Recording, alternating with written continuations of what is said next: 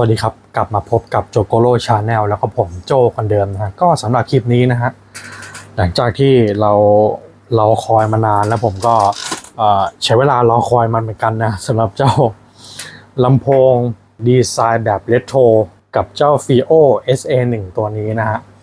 ซึ่งเหตุผลที่ผมปล่อยคลิปนี้ออกมาช้ากว่ากำหนดมากๆที่ผมตั้งใจไว้นะก็เพราะว่าผมต้องทำการเคลมเจ้า FiiO SA1 เนี่ยทั้งหมดเนี่ย2ครั้งด้วยกันเป็นการเปลี่ยนตัวใหม่1จริงๆต้องบอกว่าทั้ง2ครั้งเลยแต่ว่าครั้งที่2เนี่ยผมยังไม่ได้รับการเปลี่ยนเพราะว่าตัวสีดำเนี่ย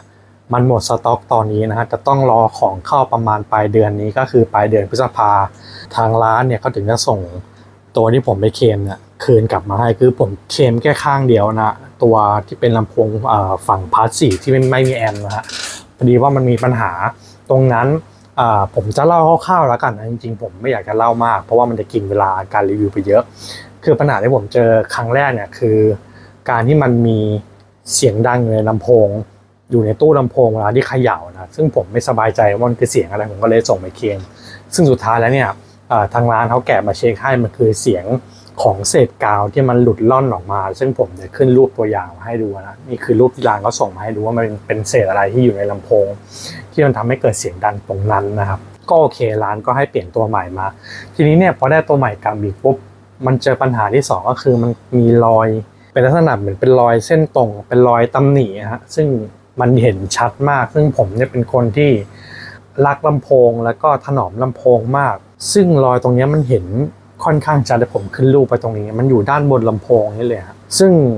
ผมอาจจะต้องปัดลำโพงทุกแล้วก็เช็ดลำโพงทุกครั้งหลังใช้งานแล้วถึงจะเอาผ้าคลุมทีนี้เนี่ยไอ้จุดเนี้ยพอมาปัดมันก็มองเห็นตลอดมันทำให้ผมแบบมันมองแล้วมันไม่สบายใจซึ่งผมไม่โอเคมากๆสำหรับการที่ซื้อของมาใหม่ๆแล้วมันมีรอยขนาดนี้ซึ่งสุดท้ายแล้วเนี่ยผมพิจารณาตรวจสอบแล้วน่าจะเป็นร่องรอยจากการหลุด QC ของทางโรงงาน FiiO นะเพราะว่าหลังจากที่อย่างที่ผมบอกว่าโอเคร้านพอส่งตัวที่มีรอยกลับไปรอบที่2เนี่ยเพื่อไปเปลี่ยนร้านก็ยินดีจะให้เปลี่ยนตัวใหม่นะฮะก็คือเปลี่ยนฝั่งที่มันมีปัญหาเนี่ยตัวเดียวแต่ว่าทีนี้ของมันหมดร้านก็เลยเสนอว่าตอนแรกผมจะพอร้านบอกว่าของหมดสีดำหมดแล้วผมจะไม่เคลมนะเพราะผมเสียเวลามามากแล้วกับการเคลมครับผมอยากจะรีบทำคลิปรีวิวแล้วทีนี้ในทางร้านเขาก็เลยเสนอว่าเอาอย่างนี้ไหมครับเดี๋ยวร้านเนี่ยให้ยืมตัวสีขาวเนี่ยมาใช้รีวิวก่อนจริงๆเรื่องการพูดรีวิวเนี่ยผมสามารถใช้สีดำเนี่ยฝั่งเดียวเนี่ยสามารถใช้พูดรีวิวได้แต่ในเรื่องของการอัดเสียงเนี่ยผมจะต้องใช้ลำโพงคู่นะเพราะฉะนั้นเนี่ยก็เลยโอเครับข้อเสนอยืมสีขาวของร้านเขามารีวิวนะแล้วก็เดี๋ยวพอถึงเวลาก็ส่งตัวสีขาวกลับไปคืนแล้วก็เขาก็จะส่งตัวสีดำตัวใหม่กลับมาให้ผมนะครับก็คร่าวๆประมาณนี้ก็สำหรับคลิปนี้ฮะผมจะเอา FiiO SA1 ตัวเนี้ยมาเปรียบเทียบเสียงกับลำโพงที่อยู่ในลักษณะใกล้เคียงกันตัวเล็กเหมือนกันแล้วก็จริงๆเจ้า SA1 เนี่ยเขาไม่ถึงกับเป็นลำโพงเดสก์ท็อปซะทีเดียวอาจจะเป็นบุ๊กเชลก็ได้นะฮะแต่สำหรับเจ้า Edifier M60 เนี่ยเขาออกแบบมาเพื่อเป็นลำโพงเดสก์ท็อปที่ใช้งานบนตัวคอมโดยเฉพาะเพียวๆเลยนะฮะก็เดี๋ยวเราลองเปรียบเทียบเสียงกันดูฮะว่าลำโพง2ตัวนี้จะมีโทนเสียงที่โดดเด่นไปทางด้านไหนบ้างมีบุคลิกเฉพาะตัวแบบไหนบ้างลองไปฟังดูฮะว่าแต่ละคนเนี่ยจะรู้สึกยังไงบ้างกับลำโพง2ตัวนี้แล้วเดี๋ยวเราค่อยมาคุยเกี่ยวกับเรื่องรายละเอียดสเปคหลังจากที่ได้ไปฟังเทสเสียงกันแล้วครับ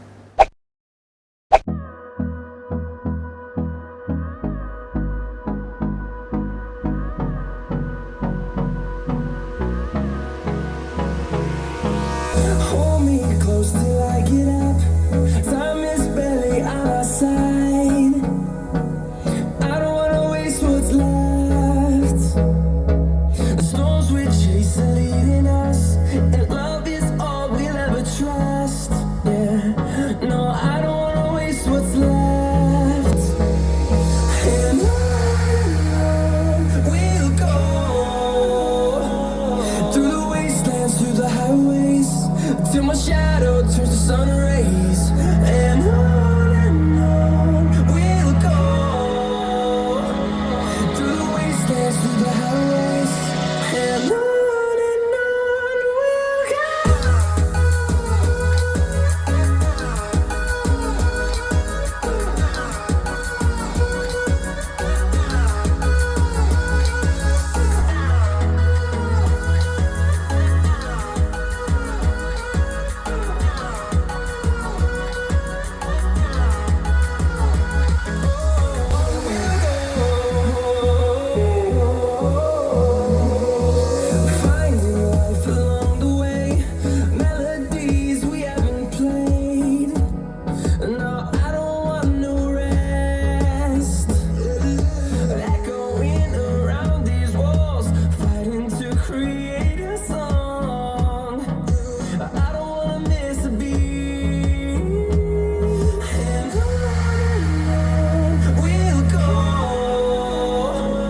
through the wastelands, through the highways,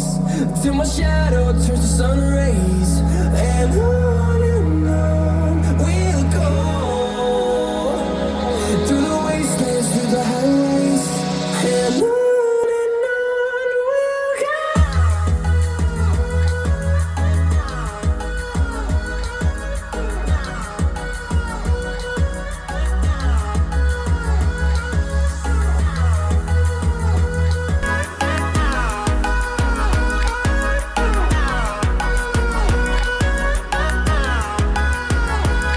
And we'll grow in number, fueled by them to see the horizon, turn us to thousands. And we'll grow in number, fueled by them to see the horizon, turn us to thousands. And on we'll go. Through the wastelands, through the highways, till my shadow turns to sun rays, and on we'll go. Through the wastelands,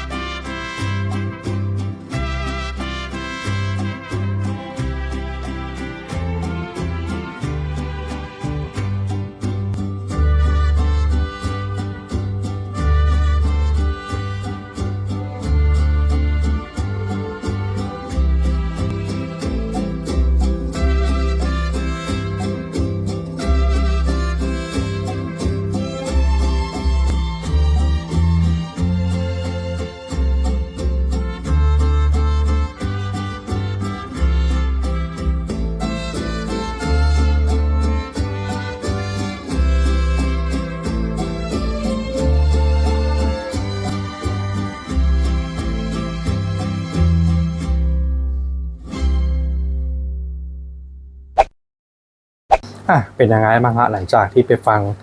การเปรียบเทียบเสียงระหว่าง FiiO SA1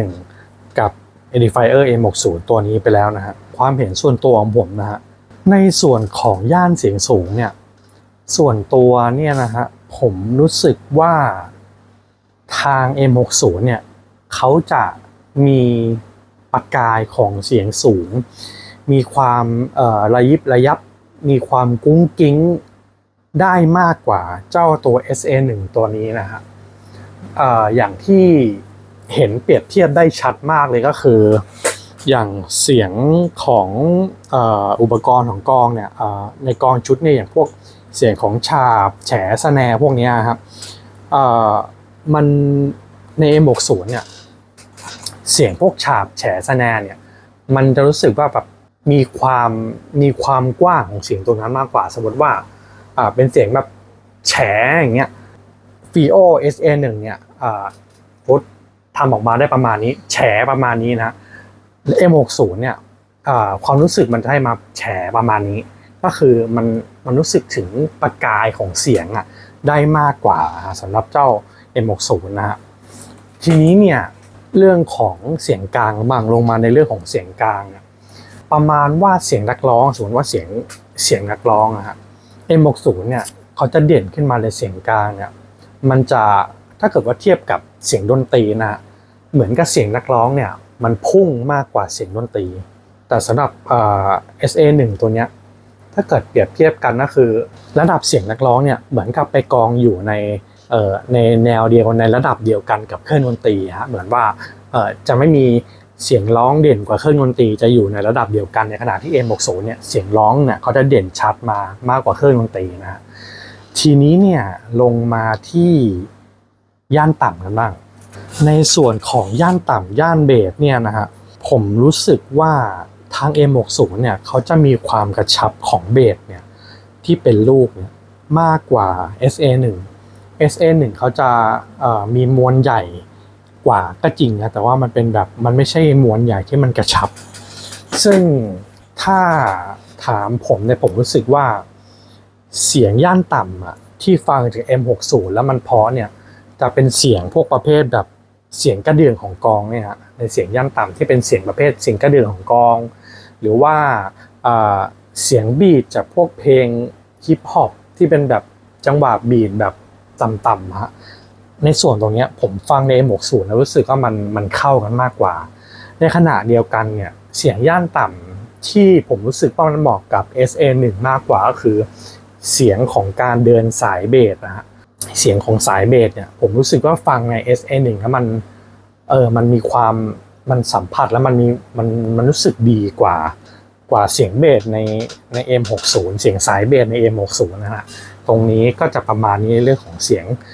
ย่านต่ำของทั้งคู่นะฮะ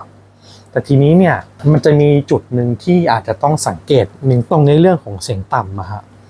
คือต้องบอกก่อนว่าเจ้า FiiO SA1 ตัวเนี้ยเดี๋ยวผมยกไปดูใกล้ๆในจุดตรงนี้แล้วกันเขาจะมีปุ่มตรงนี้มาให้ฮะสำหรับเอาไว้ลดเบสต้องบอกว่าสำหรับเอาไว้ลดเบสนะเพราะว่ามันไม่สามารถเพิ่มเบสได้คือค่า default ค่าโรงงานเขาตั้งมาเนี่ยมันจะปรับไว้สุดเลยก็คือในรายละเอียดสเปคในคู่มือเขาจะบอกว่าปุ่มเนี้ยมันจะใช้ลดเบสได้สูงสุดก็คือ-6 เดซิเบลนะฮะซึ่งถ้าเกิดว่าเราใช้ค่าเดิมจากโรงงานจากที่ผมลองความรู้สึกส่วนตัวผมนะฮะมันไม่เหมาะกับทุกประเภทเพลงถึงถ้าเกิดว่าไปเจอเพลงที่มันแบบเบสจ๋าๆเลยเนี่ยหรือว่าเสียงต่ำแบบจ๋าๆมากๆเนี่ยมันจะให้ความรู้สึกเบสบวมอย่างเห็นได้ชัดเลยในความรู้สึกผมนะฮะปกติเพลงที่ผมใช้สำหรับเทสอาการเบสบวมคือจะวัดได้เลยว่าลำโพงตัวนั้นเบสบวมหรือเปล่าเนี่ยผมจะใช้เพลงเวิร์กของวง ATIS ที่เป็น K-pop นี่ฮะเป็นตัววัด1เพลงและอีกเพลงนึงก็คือเพลง Favor ของChanton Chamberlain อันนี้ผมไม่แน่ใจว่าออกเสียงชื่อศิลปินถูกหรือเปล่านะเดี๋ยวผมขึ้นเพลงมาให้แล้วกันนะผมจะใช้เพลง2เพลงเนี้ยว่าสำหรับเป็นมาตรฐานในการเทสเบสบวมของผมนะเพราะว่าถ้าเกิดเพลงเวิร์กของ ATIS เนี่ยคือมันจะเป็นบีทแบบย่านต่ำที่เป็นลูกๆใหญ่ๆเลยฮะคือถ้าเกิดว่า ผมลองเปิดใน SA1 เนี่ยโดยที่การปรับเบสไว้คือค่าโรงงานเนี่ยฮะคือไม่ได้ลดเบสเนี่ยคือมันมีความบวมอย่างเห็นได้ชัดเลยมันฟังแล้วมันแบบมันไม่ค่อยลื่นหูเลยอะในขณะที่ผมลองปรับลงมาสักอยู่ที่ตำแหน่งประมาณ11 นาฬิกาเนี่ยจะรู้สึกว่าโอเคมากกว่าสำหรับผมนะฮะคือระดับ11 นาฬิกาเนี่ยสำหรับผมคือได้ทุกเพลงเลยไม่ต้องมานั่งปรับแล้วแต่ถ้าเกิดว่าโอเคไอค่าเดิมจากโรงงานเนี่ยที่มันไม่ได้ลดมาเนี่ยในบางเพลงที่มันเบสไม่ค่อยมีอะมันอาจจะช่วยทำให้เราสัมผัสเบสได้นิดนึงแต่ทีนี้เนี่ยพอไปเจอเพลงที่มันเบสจ๋าๆที่ผมบอกยกตัวอย่างเพลงที่ผมบอกนะฮะมันบวมไปเลยทีนี้มันจะทำให้เราต้องมานั่งปรับไปปรับมาเลยสำหรับผมเนี่ยผมก็เลยพยายามหาจุดที่มันโอเคสำหรับผมที่เราไม่ต้องไปนั่งปรับไปปรับมาก็คือจุดตรง11 นาฬิกาสำหรับผมนะแต่ว่าสำหรับเพื่อนๆที่ใช้งานอาจจะต้องไปดูอีกทีนึงว่าแต่ละคนชอบแบบไหนนะฮะนี่ก็คือจุดสังเกตจุดหนึ่งในเรื่องของเสียงย่านต่ำของ SA1 นะฮะก็คร่าวๆประมาณนี้สำหรับเรื่องของโทนเสียงของแต่ละลำโพงทีนี้เรามาพูดถึงเรื่องของรายละเอียดสเปคคร่าวๆกันบ้างฮะสำหรับดอกทวิตเตอร์เริ่มจากดอกทวิตเตอร์ก็คือดอกเสียงแหลมก่อนนะ M60 เนี่ยเขาจะให้เป็นดอกทวิตเตอร์แบบโดมผ้าไหมขนาด1 นิ้วมาในขณะที่ SA1 เนี่ยดอกทวิตเตอร์เขาจะเป็นแบบอลูมิเนียมแมกนีเซียมผสมอลลอยก็คือโลหะผสมแมกนีเซียมมาเป็นวัสดุที่ผสมกันแบบนี้แล้วก็มีขนาด 0.75 นิ้วนะฮะในส่วนของดอกมิดเบสของ M60 เนี่ยเขาจะให้เป็นลักษณะวัสดุดอกอลูมิเนียมเหมือนกันแต่ทีนี้เนี่ยดอกมิดเบสของ SA1 เนี่ยเขามีขนาด 3.5 นิ้วแต่วัสดุของเขาเนี่ยจะเป็นวัสดุเขาใช้คำว่า wood fiber หรือว่าเป็นเยื่อไม้นะฮะซึ่งตรงนี้มันมองไม่เห็นเพราะว่ามีตะแกรงปิดอยู่ซึ่งตรงจุดนี้ก็ต้องบอกอีกทีว่าผมไม่ค่อยจะปลื้มสักเท่าไหร่นะสำหรับลำโพงที่มีตะแกรงปิดดอกลำโพงตัวนี้เพราะว่าเวลามีฝุ่นอะไรเข้าไปเนี่ยผมไม่สามารถที่จะเป่ามันออกมาได้หมดนะฮะแล้วมันไม่สามารถเปิดออกมาได้มือได้ต้องใช้เครื่องมือในการแกะนะฮะแล้วก็ในส่วนของการตอบสนองย่านความถี่ของทั้ง2ลำโพงนะฮะสำหรับ M60 เนี่ยย่านความถี่ของเขาเนี่ยที่ต่ำสุดเขาทำตอบสนองได้นะก็คือ58 เฮิรตซ์ในขณะเดียวกันเนี่ยย่านสูงสุดที่เขาตอบสนองได้เลยก็คือ40 กิโลเฮิรตซ์ซึ่งก็ต้องบอกเลยว่าไอจุดที่มันทำให้สัมผัสได้เนี่ยว่ามัน40 กิโลเฮิรตซ์ตรงเนี้ยที่ถึงแม้ว่าหูของมนุษย์มันจะไม่ได้ยินนะแต่ว่ามันมีประโยชน์กับในด้านเสียงตรงเนี้ยที่เห็นได้ชัดเลยก็คืออย่างที่ผมบอกครับว่าความเป็นประกายของเสียงสูงของ M60 เนี่ยมันทำได้ดีในมุมมองของผมนะมันทำได้ดีกว่า SA1 แต่ในขณะที่ SA1 ก็ไม่ได้แย่นะฮะแต่แค่ว่าเสียงสูงเนี่ยเขาจะไม่ได้เป็นประกายเท่า M60 เท่านั้นเองและทั้งฝั่งของ SA1 เนี่ยในย่านต่ำสุดอย่างที่เขาตอบสนองได้ก็คือ65 เฮิรตซ์ซึ่งจะไม่ได้ต่ำเท่า M60 นะก็คือห่างกันอยู่ประมาณ7 เฮิรตซ์และในย่านสูงสุดที่เขาตอบสนองได้ก็คือ20 กิโลเฮิรตซ์นั้นก็คือน้อยกว่า M60 เนี่ยเท่านึงเลยซึ่งก็อย่างที่ผมบอกไปเมื่อกี้เมื่อสักครู่ก็คือมันสัมผัสได้เลยว่า M60 เนี่ยพอมันตอบสนองย่านความถี่ที่40 กิโลเฮิรตซ์เนี่ยมันมีประกายมากกว่า20 กิโลเฮิรตซ์อย่างเห็นได้ชัดนะในเรื่องของเสียงสูงตรงนี้ในส่วนของกำลังขับนะฮะ M60 เนี่ยเขาให้กำลังขับมาที่ข้างละ33 วัตต์รวมกันก็เป็น66 วัตต์ SA1 เนี่ยให้กำลังขับมาที่ข้างละ25 วัตต์รวมกันก็เป็น50 วัตต์นะครับ2ข้างและลำโพงทั้ง2รุ่นนี้นะฮะเขามีบลูทูธมาให้ด้วยแต่ในส่วนของ M60 เนี่ยจะให้บลูทูธมาเป็นเวอร์ชัน 5.3 และมาพร้อมกับโคเด็ก SBC ก็คือมาตรฐานทั่วไปกับโคเด็กสูงสุดก็คือ LDAC แต่ในส่วนของ FiiO SA1 เนี่ยเขาจะให้เวอร์ชันบลูทูธที่สูงกว่านิดนึงก็คือเป็นบลูทูธเวอร์ชัน 5.4 แล้วก็ให้โคเด็กมา3โคเด็กก็คือ SBC เนี่ยมาตรฐานปกติแล้วก็เป็นโคเด็ก AAC ที่เป็นของทางฝั่ง Apple นะฮะแล้วก็เป็นโคเด็ก LDAC มาให้เหมือนกันตรงนี้และทั้งคู่นะครับมีแอปพลิเคชันให้ใช้ร่วมงานสำหรับการเชื่อมต่อบลูทูธด้วยก็คือทางฝั่ง M60 เนี่ยก็จะมีแอป Edifier Connect มาแล้วก็ทางฝั่ง FiiO SA1 เนี่ยก็จะมีแอปของ FiiO Control แล้วก็ต้องบอกก่อนว่าทีเด็ดของSA1 อีกอย่างหนึ่งก็คือตรงนี้ครับตรงแอปพลิเคชันของเขาเนี่ย ใน VIO Control น่ะที่ support กับ SA1 เนี่ยเขาสามารถปรับ equalizer เนี่ยได้ละเอียดมากถึง31ผมไม่แน่ใจว่าไม่ได้31ย่านความถี่หรือเปล่านะอาจจะเป็น31ย่านความถี่ฮะคือถ้าเกิดว่าใครชอบการปรับ EQ แบบละเอียดเนี่ยฮะเจ้า VIO SA1 ตัวเนี้ยตอบโจทย์คุณแน่นอนแต่ในขณะที่ทางฝั่ง M60 เนี่ยใน Edifier Connect เนี่ยเขาอาจจะมีให้ปรับได้ไม่เยอะเท่าถ้าผมจำไม่ผิดน่าจะมีประมาณ6น่าจะเป็น6ย่านความถี่นะถ้าผมจำไม่ผิดนะผมเลือกอีกจุดหนึ่งก็คือในส่วนที่ผมบอกว่าการตอบสนองย่านความถี่ที่ต่ำสุดของทั้งคู่เนี่ยฮะตรงอย่าง M60 เนี่ยก็ต่ำสุด58เฮิร์ตซ์ใช่ไหมฮะในขณะที่ SN1 เนี่ยต่ำสุดคือ65เฮิร์ตซ์มันมีเพลงหนึ่งเนี่ยที่ผมใช้วัดในช่วงความถี่ต่ำก็คือเพลงKick Cack ของ Baby Monster นะฮะซึ่งเป็น K-pop เหมือนกันซึ่งมันจะมีในช่วงต้นเพลงเนี่ยมันจะมีจังหวะที่เป็น Deep Bass ตรงเนี้ยที่ผมใช้วัดเรื่องความลึกของเบสเลยซึ่งผมลองเปิดในลำโพงทั้ง2ตัวปรากฏว่าในช่วง Deep Bass ตรงนั้นเนี่ย M60 เนี่ยให้ความรู้สึกที่สัมผัส Deep Bass ตรงนั้นเนี่ย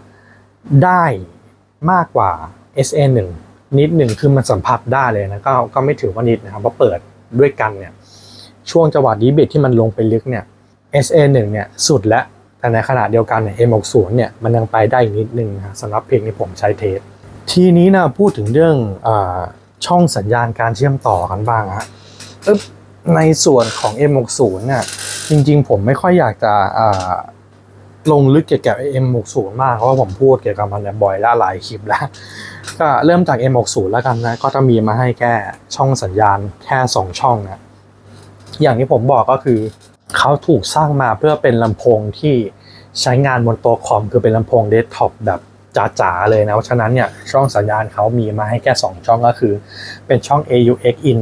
กับช่อง USB Type C นะฮะซึ่งตรงช่อง USB Type C ของเขาเนี่ยจะรองรับการถอดรหัสสูงสุดที่24บิต96กิโลเฮิรตซ์นะครับคือระดับไฮเรสนั่นเองถ้าเกิดคุณใช้งานกับคอมพิวเตอร์เนี่ยควรเข้าไปปรับค่าเสียงได้เลยที่24บิตสูงสุดก็คือ24บิต96กิโลเฮิรตซ์นะฮะในส่วนของ SA1 นะต้องบอกว่าเขาได้เปรียบตรงนี้จริงๆครับเรื่องช่องสัญญาณการเชื่อมต่อเขาเนี่ยมีมาให้แบบแทบจะครบเลยขาดอย่างเดียวก็คือ HDMI ARC เท่านั้นเองก็นี่นะฮะไล่มาตั้งแต่มี Coaxial in มี Optical in มี USB in AUX in แล้วก็มี RCA ในส่วนของ RCA เนี่ยเขามีสวิตช์ตรงนี้มาให้ด้วยฮะเป็นสวิตช์สำหรับถ้าใครจะใช้เครื่องเล่นแผ่นเสียงนะฮะตรงนี้มีสวิตช์โฟโนมาให้ปรับด้วยสำหรับคนที่ใช้เครื่องเล่นแผ่นเสียงที่ไม่มีแอมป์ในตัวเครื่องเล่นนะฮะก็สามารถใช้แอมป์ในตัวลำโพงเนี่ยก็มีแอมป์สำหรับเครื่องเล่นแผ่นเสียงเนี่ยใส่มาก็ใช้กับลำโพงตัวนี้ได้เลยนะฮะแต่ถ้าเกิดว่าใครมีเครื่องเล่นแผ่นเสียงที่มีแอมป์ตัวอยู่แล้วนะฮะสวิตช์ตรงนี้ก็ปรับมาเป็น RCA in ปกตินะครับแล้วก็ความพิเศษของเขาอีกอย่างหนึ่งก็คือเจ้า VIO SA1 ตัวเนี้ยทำการบ้านมาได้ดีกว่ารุ่นพี่ก็คือตัว VIO SP3 ตรงนั้นฮะตัวนั้นก็มีถ้าเกิดไปเป็นรุ่น BT เนี่ยเขาก็จะมีช่องเชื่อมต่อมาให้ประมาณนี้เหมือนกันแต่ว่าเขาขาดอย่างเดียวเลยก็คือช่องต่อ Subwoofer ก็คือช่อง Sub Out นั่นเองและในฐานะที่ SA1 เนี่ยเป็นลำโพงรุ่นที่2ของ VIO นะฮะเขาก็เลยทำกันบ้านมาตรงนี้ใส่ Sub Out มาให้แล้วตรงนี้ถ้าเกิดว่าใครจะไปใช้งานต่อกับ Subwoofer เนี่ยก็ตอบโจทย์แล้วฮะแล้วก็เพิ่มเติมฮะในส่วนของช่องเบสตรงนี้ช่องปุ่มลดเบสตรงนี้ผมแจ้งไปตอนแรกนะฮะเวลาเราต่อ Sub Out กับ Subwoofer เนี่ยการปรับเบสตรงปุ่มเนี้ยลดเบสตรงปุ่มเนี้ยมีผลกับ Subwoofer ที่เราต่อผ่านช่อง Sub Out ตรงนี้ด้วยนะฮะเพื่อนๆอาจจะต้องรู้ไว้ตรงนี้ด้วยถ้าเกิดว่าใครทำไมต่อ Subwoofer แล้วไปเผลอปรับลดเบสลงสุดเลยเนี่ยฮะ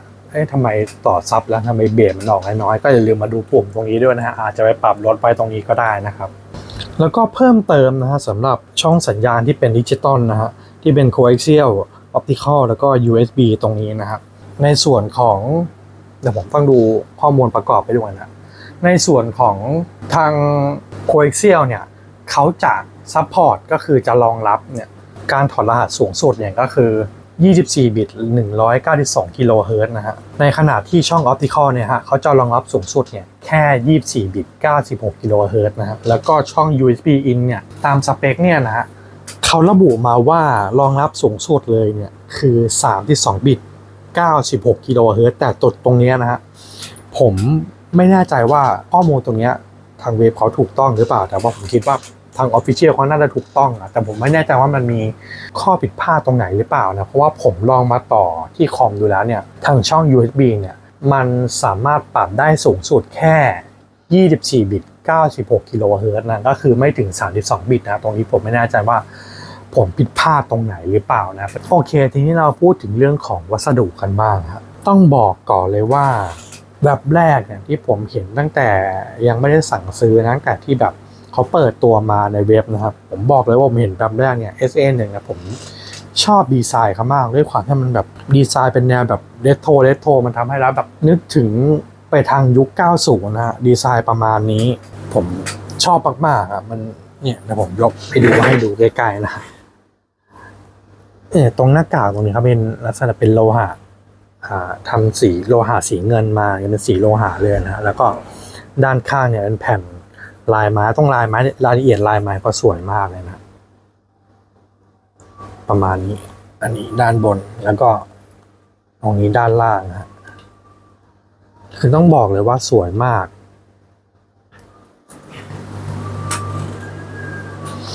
แล้วก็ทางฟีโอเนี่ยเขาค่อนข้างที่จะใส่ใจเรื่องรายละเอียดเล็กๆน้อยๆนะในแผงด้านหลังเขาเนี่ยตรงนี้นะฮะที่ผมชอบอีกอย่างก็คือเขาจะบอกสถานะของไฟตรงนี้เวลาเราเปิดเครื่องเนี่ยตรงนี้เป็นปุ่ม power นะครับเปิดเครื่องไม่ใช่ปุ่ม power ตรงนี้เป็นปุ่มปรับเพื่อเปลี่ยนช่องสัญญาณเสียงนะปุ่มเปิดเครื่องเนี่ยอยู่ข้างล่างนี้กดค้างเปิดเครื่องกดสั้น1 ครั้งปิดเครื่องนะพอเปิดเครื่องมาเนี่ยตรงนี้จะขึ้นเป็นไฟสีนะซึ่งตรงข้างหลังตรงเนี้ย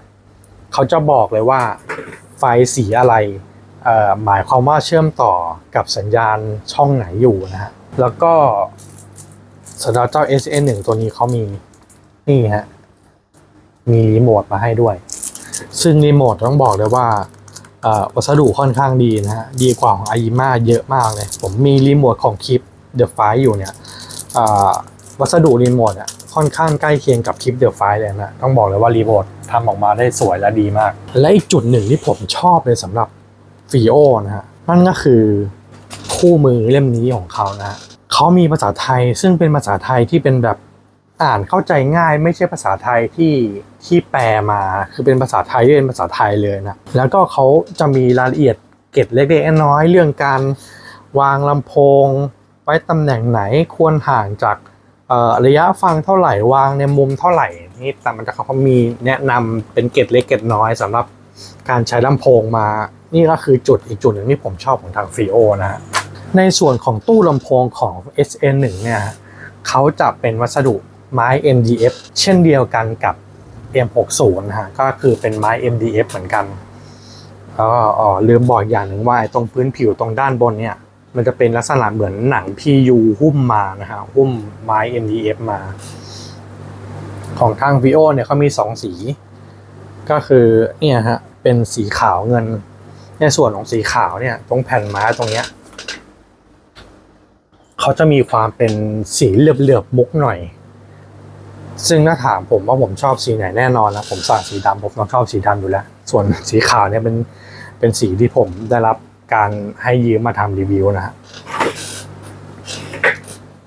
ในส่วนของ M60 ครับตรงนี้ด้านหน้าตรงวัสดุตรงนี้มันจริงๆ M60 เขามี3สีด้วยกันนะคือสีดำสีขาวแล้วก็ตรงนี้เป็นสีไม้โอ๊กตรงแผ่นที่เขาหุ้มตัวบอดี้ลำโพงเนี่ยผมไม่แน่ใจว่ามันเป็นแผ่นไม้อะไรเขาเรียกว่าลามิเนตหรือว่าอะไรที่ผมไม่แน่ใจนะก็คือ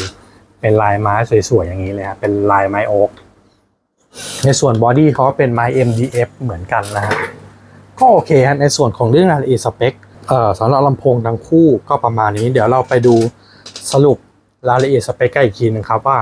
ลำโพง2ตัวนี้มีรายละเอียดสเปคยังไงบ้าง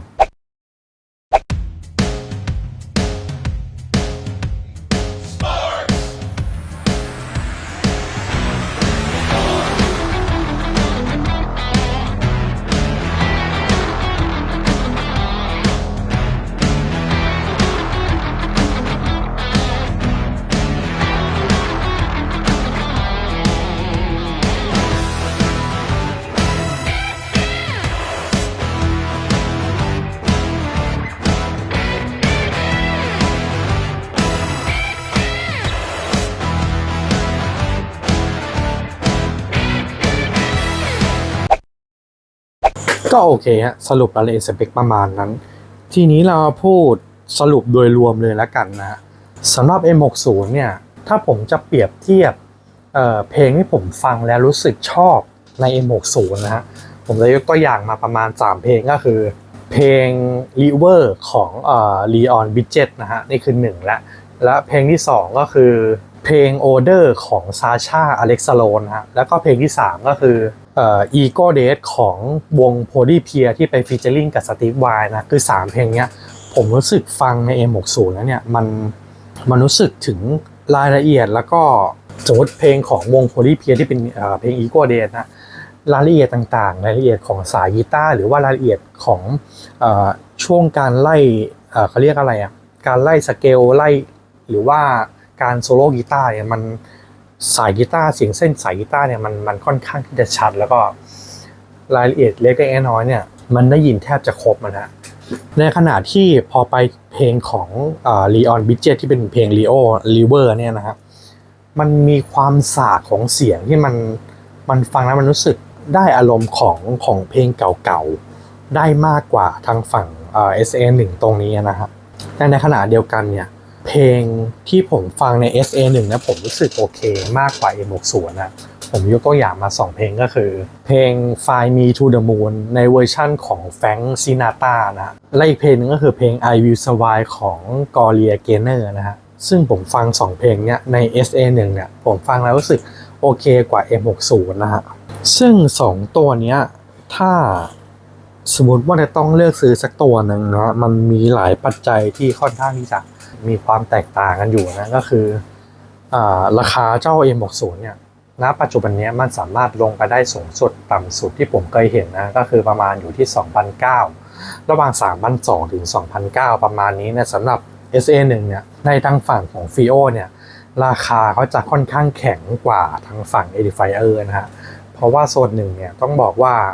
เหตุผลที่ราคาเขาแข็งกว่าเนี่ยเพราะว่า FiO เนี่ยเขามีตัวแทนนำเข้าที่เป็นตัวแทนนำเข้าในประเทศไทยอย่างเป็นทางการนะเหมือนทางฝั่งของลำโพงที่เป็นแบรนด์คิปนะฮะคือลำโพงที่มีตัวแทนนำเข้าเนี่ยราคาเขาจะค่อนข้างที่จะแข็งจะไม่ลงมากนะยกตัวอย่างเช่นทางฝั่งของ Audio Engine ที่มีร้านโปรปลั๊กอินนำเข้าเนี่ยเขาจะต้องเสียภาษีนำเข้าแล้วก็อาจจะต้นทุนที่เขารับมาอาจจะค่อนข้างสูงไม่ใช่เป็นผู้ผลิตเองในขณะเดียวกันเนี่ยทางฝั่ง Edifier นะตอนนี้ใน Shopee เนี่ยจะเป็นเรื่องของทางฝั่งผู้ผลิตเองเนี่ยมาตั้งร้านขายแล้วศูนย์ไทยตอนนี้ตายไปแล้วสู้ราคาไม่ไหวเพราะฉะนั้นเนี่ย FiO เขาจะราคาค่อนข้างแข็งกว่าตอนนี้ที่ผมได้มานะราคาเขาจริงๆราคาเต็มไม่อยู่ที่ประมาณ 5,490 หรือ 20เนี่ยผมไม่แน่ใจผมใช้ส่วนลดของ Shopee บวกกับส่วนลดของร้านค้าเนี่ยเป็ดเสร็จแล้วเนี่ยได้มาในราคา 4,000 กับ 50 บาทซึ่งมันมีส่วนต่างของราคาอยู่ประมาณเกือบพันนะฮะระหว่างลำโพง2รุ่นนี้ก็ต้องบอกว่าถ้าเพื่อนๆเนี่ยชอบลำโพงแบบสไตล์มินิมอลตัวเล็กๆแล้วก็เน้นในเรื่องของรายละเอียดเยอะๆใช้บนโต๊ะคอมตัวเล็กๆ M60 ฮะตอบโจทย์คุณแต่ถ้าเกิดว่าเพื่อนๆชอบลำโพงที่เป็นดีไซน์แนวแบบเรโทรย้อนยุคนิดนึงแล้วก็อาจจะต้องการเผื่ออนาคตจะเติมซับวูฟเฟอร์เพิ่มก็ตัวนี้มีช่องซับเอาให้ด้วยแต่ M60 ก็ต่อกับซับวูฟเฟอร์ที่มีไลน์อินไลน์เอาท์ได้นะแต่แค่มันอาจจะไม่สะดวกเท่าลำโพงที่มีซับเอาท์เพราะฉะนั้นถ้าเกิดว่าเพื่อนต้องการแบบนั้นก็ SA1 นะเป็นคำตอบให้คุณโทนเสียงอาจจะไม่ได้จัดจ้านรายละเอียดอาจจะไม่ได้ตุ้มตามมากรายละเอียดอาจจะไม่ได้แบบรีบไปยับมากแต่ว่าก็มีให้เห็นอยู่บ้างนะฮะแล้วก็เป็นโทนเสียงที่ฟังสบายๆในขณะที่ M60 เนี่ยอาจจะรู้สึกว่าจัดจ้านกว่าถ้าเทียบกับ SA1 นะครับประมาณนี้แล้วกันนะสำหรับการเปรียบเทียบลำโพง2รุ่นนี้ช่วงนี้นะฮะหน้าฝนแล้วในประเทศไทยหน้าฝนแล้วผมไม่แน่ใจว่าเพื่อนๆต่างชาติเนี่ยที่เข้ามาดูเนี่ยทางแถบนั้นเนี่ยเป็นหน้าอะไรอยู่ฤดูอะไรอยู่นะแล้วก็แต่ว่าประเทศไทยตอนนี้เป็นหน้าฝนก็อาจจะต้องรักษาสุขภาพผมก็เริ่มอาจจะมีเป็นหวัดเล็กๆน้อยๆนะซึ่งแล้วก็ประเทศไทยตอนนี้โควิดเริ่มกลับมาระบาดอีกแล้วอย่างเงียบๆนะฮะก็แถวบ้านผมก็เริ่มมีได้ยินนะบ้างแล้วว่าเป็นกันหลายคนนะเพราะฉะนั้นเนี่ยก็อย่าลืมรักษาสุขภาพแล้วก็ ดูแลตัวเองให้แข็งแรงเพื่อได้ใช้ชีวิตในปัจจุบันได้อย่างดีนะมีความสุขจริงๆเนี่ยการถ่ายวิดีโอคู่นี้ผมถ่ายมารอบนี้เป็นรอบที่3นะซึ่ง2รอบแรกผมถ่ายแล้วมันรู้สึกว่ามันอารมณ์มันไม่ได้ผมไปดูย้อนหลังแล้วมันรู้สึกว่าผมไม่ค่อยชอบในแบบนั้นเท่าไหร่ผมก็เลยต้องมาถ่ายแก้เนี่ยครั้งนี้เป็นครั้งที่3แล้วมันก็เลยทำให้คลิปนี้อาจจะออกมาช้าหน่อยนะฮะก็ต้องขออภัยเพื่อนๆไปด้วยสำหรับคลิปนี้ก็พอแต่เพียงเท่านี้แล้วกันฮะเดี๋ยวมันจะยาวไปมากกว่านี้ก็เจอกันคลิปหน้าฮะแต่ไม่รู้ว่าจะอีกนานเท่าไหร่นะก็โอเคฮะเจอกันสวัสดีครับ